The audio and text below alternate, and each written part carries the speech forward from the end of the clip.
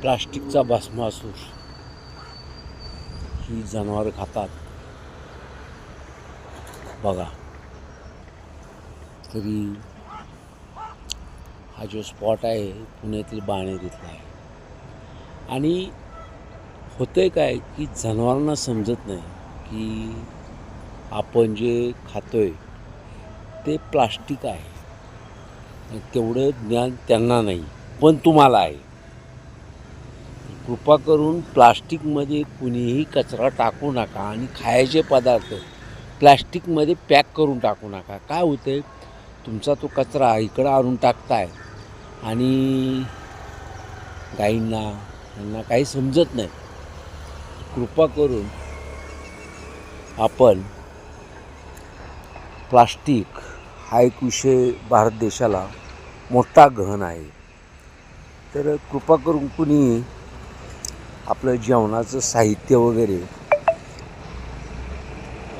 प्लास्टिकमध्ये पॅक करू नका. साधे रद्दी पेपर आहेत ना, त्यामध्ये पॅक करा आणि त्यामध्ये आणून टाका. होतं आहे काय की जनावर खात आहेत आणि त्यांच्या पोटात प्लास्टिक जातं. पहा, एक भयंकर समस्या आहे प्लॅस्टिकची. अजूनपर्यंत आम्ही कधी व्हिडिओ बनवले नव्हते प्लॅस्टिक या संदर्भात. बटाट्यापासून प्लॅस्टिक तयार करायची कंपनी अमेरिकेत आहे. अजून आपल्या भारतात ते आलेली नाही. भारतात आल्यावर गुगलवरती सुद्धा माहिती पडेल. ते प्लॅस्टिक मार्केटमध्ये येईल ना, ते शरीराला हानिकारक नसणार.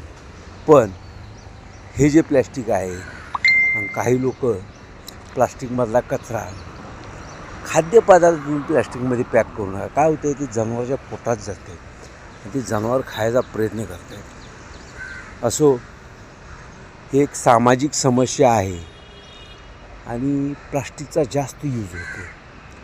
तर बांधवांनो लक्षात घ्या, प्लास्टिक, थर्माकोल ह्या न विघटित होणाऱ्या वस्तू आहेत आणि जनावरं खात आहेत भुकेपोटी. कृपा करून प्लास्टिक तेवढं त्याच्यात पॅक करू नका. खाद्यपदार्थ वासामुळं प्लास्टिक सकट गाई खात आहेत. समस्या मोठी असली आपल्यालाही वाटतं की प्लास्टिक. असो, धन्यवाद. जय हिंद, जय महाराष्ट्र.